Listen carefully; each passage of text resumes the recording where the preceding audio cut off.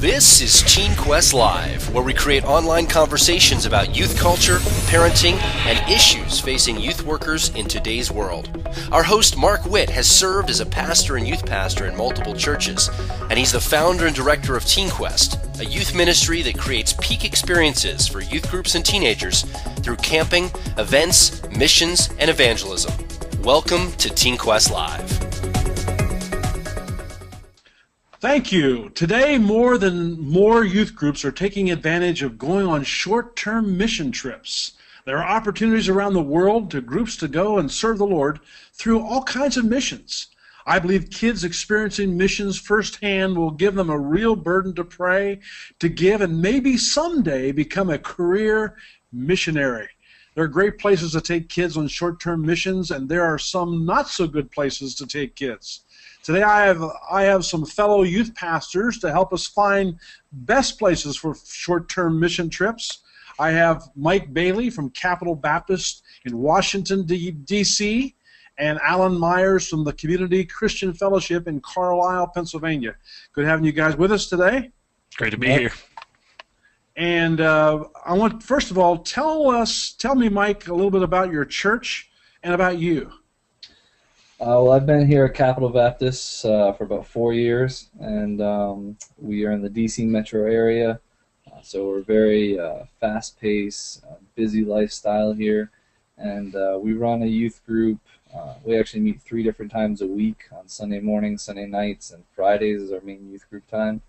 We have a very diverse, multicultural youth ministry, a lot of Hispanic, a lot of Asian.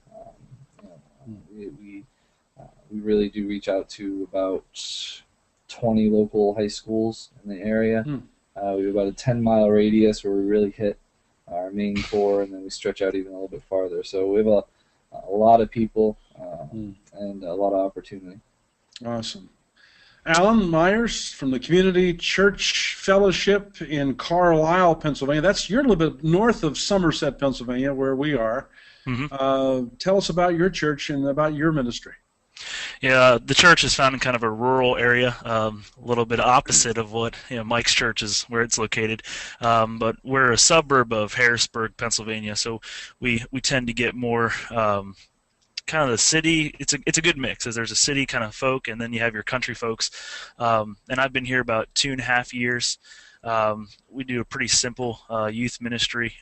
We meet Wednesday nights, Sunday mornings, and just this past year we've kind of adopted I don't want to say a new philosophy, but really focused in on family ministry and kind of taking the D6, Deuteronomy chapter 6, taking that approach to family and reaching not only to the students but also to the parents as well, and just equipping parents to actually be the leaders, the student leaders in their families. Great. Well, today I want to talk about mission opportunities that we face, best places for these short-term mission trips. I believe you would agree with me that mission trips are very important for students to get involved in. And have both of you taken mission trips in the past? Yes, I have. Yes. Okay, where have you gone, Alan? When I was actually in youth group myself growing up, our church, we had some missionaries from our church that were families of the youth pastor and his wife, and we actually went to Bolivia in South America just on a 2-week short-term mission trip to an orphanage. And then also with that church and a couple of churches, we did inner-city missions into Philadelphia area and worked with a church plant there, doing like a block party and just having, just ministering to the kids as the main focus. Mike, what about you? What trips have you taken? I've been quite a few places. I've been to Thailand and Nepal and Southeast Asia. I've been to El Salvador, Mexico a couple times. So I've been around quite a few different missions trips. Went with my youth group to Mexico when I was in high school. We also, when I was in college, I went to El Salvador with Liberty University, and then Southeast Asia with my grandfather. So you've been around. So, yeah, we've been to a few. Why is it important that students are involved in missions? I want to kind of set up a groundwork here. Why is it important that we take kids on these trips, Alan? I think it gives them an opportunity to see a different world.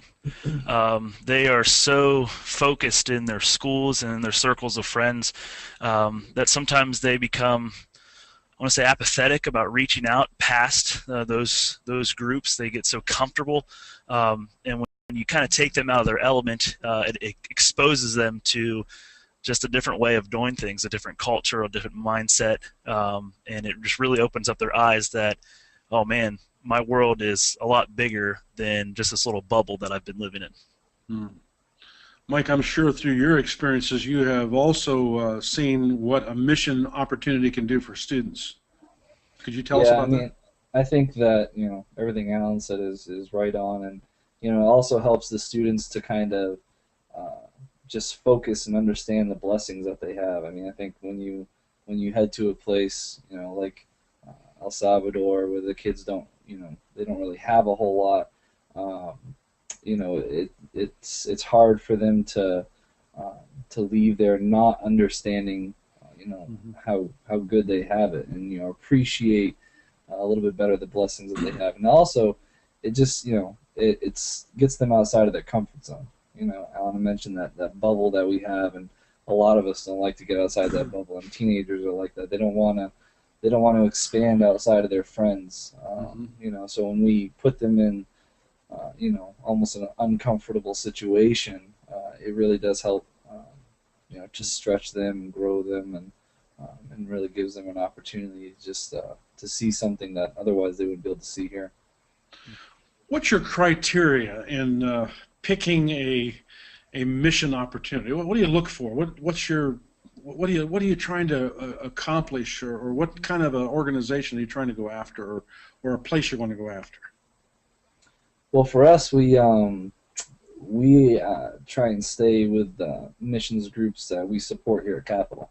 So, for instance, we're leaving in August. We're taking our youth group and church family to Uruguay, and we're going to be going to Uruguay for a 10-day missions trip. Hmm. And the missionaries that we're um, going to go visit are missionaries that we actually support here at Capitol. So it Great just kind of idea. helps the church family, and helps the youth group to do more than just give money to the missionaries, but actually give their time and their efforts. And So, so that's so what you're saying is that the church people are supporting a missionary. Your kids are going to some of those mission places, so it really brings that mission flavor down to earth with your whole church. Yeah, and it gives a little ownership. When we come back home from that mission trip, we're going to be building a playground for a kids camp. Um, they're going to be able to say, we were a part of this group. We were a part of these missionaries. We were part of what they did, and Hmm. um, and they're part of our church family. They're part of, I give my money to them. I gave my time to them. I gave my efforts to them. We're Right. part. We're family. We're part of this together. So. Hmm. Alan, what's your criteria for trying to find a mission organization or a mission opportunity?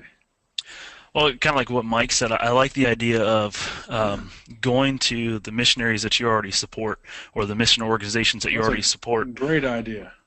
It's we're working on, actually, in the next 2 years, heading to Thailand. I'm a big fan Whoa. of sending people to missionaries that we personally are the home church for. I think it's about 10 missionaries that we have sent, as a home sending church. What I like about that is that we can send students and families and adults to minister to those missionaries that we know personally, that have been a part of our church, who come back and give reports, so that we can just refresh them, minister Hmm. to them, and so that we can connect our students and our families to those missionaries, because there are multiple organizations out there you could go through, but it's like you go off there, you work, you do the job, you come back, you may never see those people again. But if you go through an organization that you support, or you go through the missionaries that you support, there's that opportunity that maybe in 2 years you go back to see the work that you've done, and you have that connection. Hmm. Do the missionaries that support you, are they readily wanting your groups to come? I mean, I can think of some missionaries scratching their head, they're saying, man, I don't want those kids over here. They're going to cause me all kinds of grief and headaches. And it's going to be a burden on our mission rather than helping us. Yeah. But we'll take them anyway, because if we don't, then the church probably will be upset with us and they won't continue supporting us. What say you, Mike? Do you think that happens? Yeah, I don't know. I can't speak for all of them. We support over 60 missionaries here at Capital. 60. Whoa. Yeah, so we haven't sent them. We're not their home church for all of them, but we support over 60. I'm not so I couldn't tell you off the top of my head how many we've sent, but I think some of them definitely are. Some of them, we've had multiple trips where that's what we've done. We've gone to support the missionaries, that we support financially here, and I think that. For the majority, I think that they would take us with open arms. I think, we also have missionaries that we support that are in kind of the that 1040 window where it's 1040 window where it's like Southeast Asia where you're not supposed to be speaking out loud about Christianity, and we stray from sending groups there just because it's limited as to what they can do. And well, let's be real specific. You have 60 missionaries in your church, and you want to get your kids to go to one of those missions to work with a missionary. What do? Do you write them letters? I mean, be real basic with me. What do you send them an email? Say we want to come. What do you look? I mean, how do you choose out of the 60 missionaries? How do you choose the missionary? Well, for us, we would probably go with missionaries that have been here in recent years for missions conferences. We host a missions conference every year, and we try and bring our missionaries back to to give reports and things like that. So, and then we would also choose a missionary couple that would have the ability to host a good-sized group that would come out. So, for instance, we're going to Uruguay. They run a children's camp, a Christian children's camp. Okay. And it's actually a family camp. They take kids all the way up through adults and do retreats and things like that. So they have they have the facilities to host a group. We're taking 15. So we have the facilities to host that many people. They have a need, and they have a giant campground to take care of that we're going to help. We're going to upgrade their playground and things like that. Then there's missionaries, like I said, that we support in China and Laos and Cambodia and things like that, where you can't really go. It's Vietnam, where it's kind of a closed group, and you can't talk about Christ. You can't talk about the church and things like that, because things will get in the way. And I mean, you can literally. I remember when I went to Thailand and I went to Nepal with my grandfather. We got stopped at gunpoint. I can't take a group of teenagers to a place where they're going to get stopped at gunpoint. Parents won't send them. And it's just dangerous. You just can't do that. So you got to kind of pick the right area and things like that, where it's not only a safety thing, but the missionaries can actually handle the group. Mm-hmm. Mike or Alan, what about your criteria? I mean, how do you choose from the missionaries that you support, and how do you decide where you're going to send your kids from that? And would you ever send your kids to a mission organization or to a mission outside of your church's support group? Okay. Yeah. Some of the criteria is very similar to what Mike was saying. You can't obviously take students to these closed countries where there's that risk of of gunpoint, of being arrested, that sort of thing. You'd have a very fun conversation waiting for you at home from the parents if you would do something like that. So, but you like he said, you got to figure out room. You got to figure out, okay, is this country open or closed to it? What exactly can we do there? Is there anything to do? Like, are they, building an orphanage? Is there, construction stuff that we can participate in? If there's such a huge language barrier too, you're limited into what you can actually accomplish. So if you have a group that their main focus is training and teaching, young men to be better pastors, or young women to take on women's ministry, but they're being taught in a different language, you're going to be very limited on what you can do with your students, unless your students have, for whatever reason, know that language. some of my criteria for picking organizations outside of our church. I'm open to it. I'm more comfortable with stuff that I know, with people that I know, not just going out on a limb and saying, oh, Youth Specialties is putting out this mission trip, and if you get the money, you can go with us. I really don't have a connection with those people. It's just a trip. But I'd like to get the information. Okay, what exactly are we doing? I'm one of those planners, so I have to have an itinerary way in it. Yeah, details like what we're doing, where we're going, when we're leaving, how we're going to get there. And if the organization that we're going through is kind of haphazard and flying by the seat of their pants, it's a missions trip is stressful as it is, not to mention not knowing exactly what you're going into. So I think the organization has to be organized, and I think the organization has to know what they're wanting to do when we get there. What consideration would you guys make for distance when you're talking about a mission trip? Now, we're assuming it could be a mission trip around the world, but it also could be a U.S. mission trip. But what does the distance have something to do with the cost, obviously, and whether you can actually take this mission? I mean, is the money, the transportation going far away a big problem, or doesn't matter? Something you have to consider. Yeah, for us, we've done both. Like last year, we did we actually came to Teen Quest for an in-country missions trip. And that was actually a stepping stone for us. We didn't want to take the kids to Uruguay, without kind of testing them or seeing how they would do, on a closer trip. And even before we went to Teen Quest, we've done local missions, here in our own town, our own cities and stuff. So, I think there's, it's multi-purpose. You can use it to prep your kids. You do a one-day service project here in your hometown, and then see how they do, and then you go do a week-long missions trip, in New York or Pennsylvania or wherever it is you want to go in country, and then take the next step. And Uruguay is kind of a big jump for us, but I've seen a lot of groups. We did it with our youth group when I was growing up.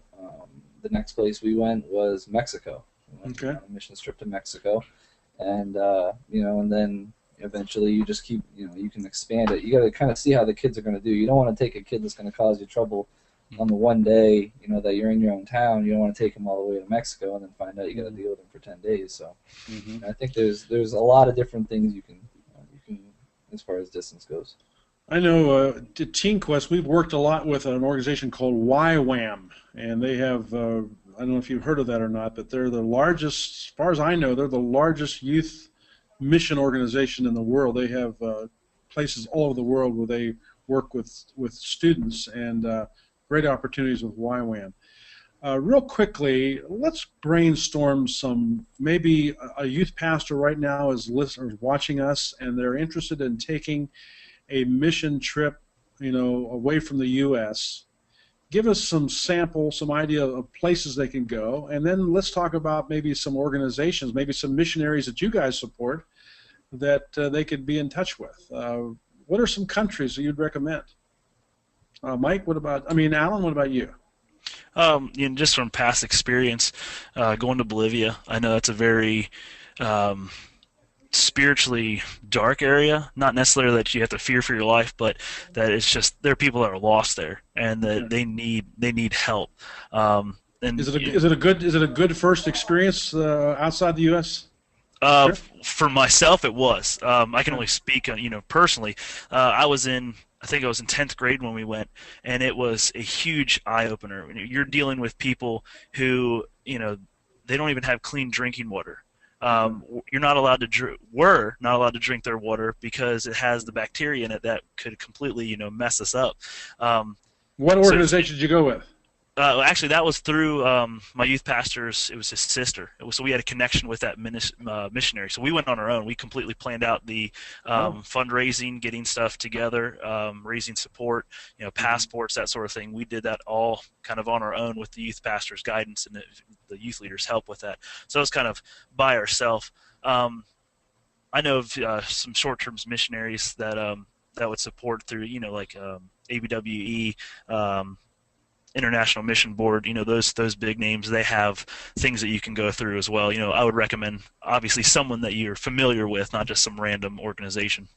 Mike, would you check with the like most of the mission boards that are responsible for the different missionaries you support?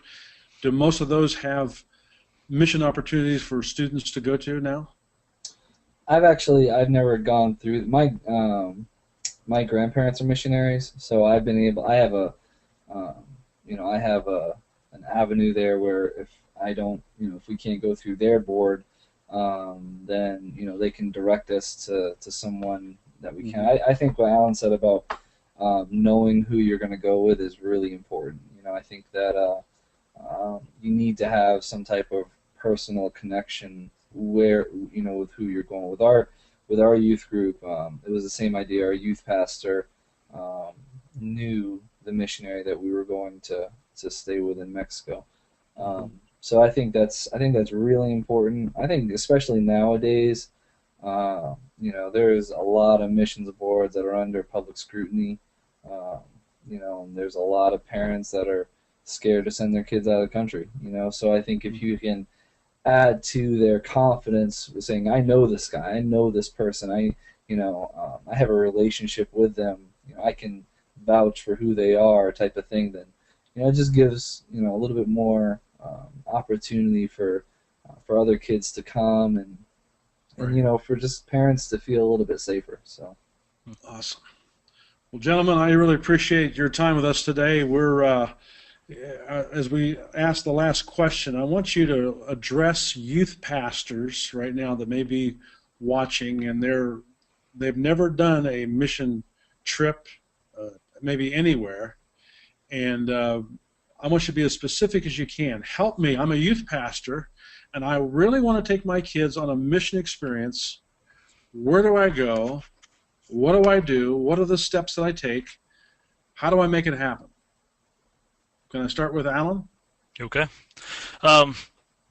Step one is gauge your students.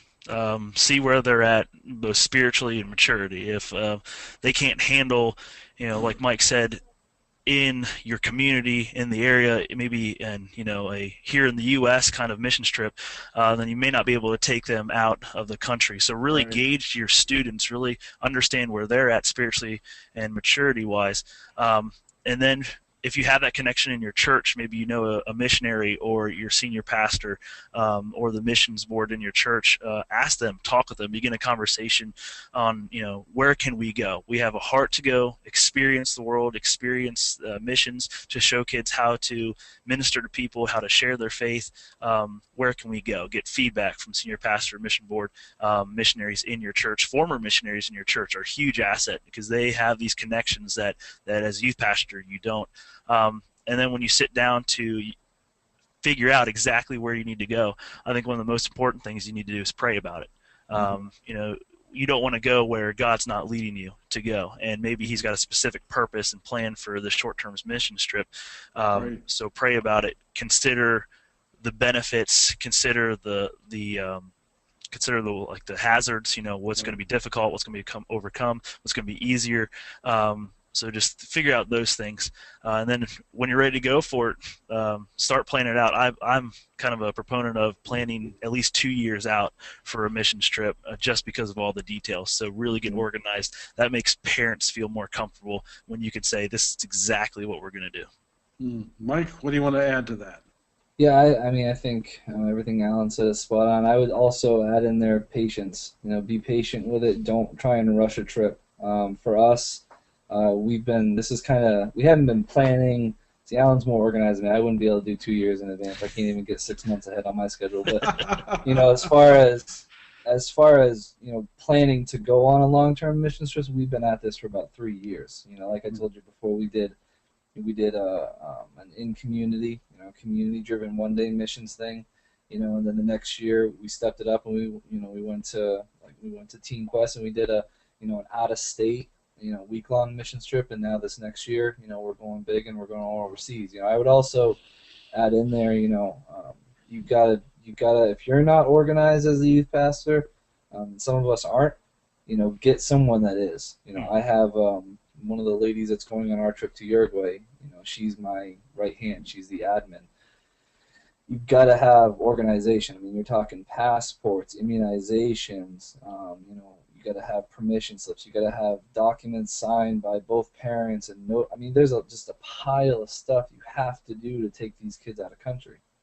So you need to have someone, if not yourself, that's extremely organized and can help you kind of, to dip into what they can do. And then lastly, I would say, don't try and do it on your own.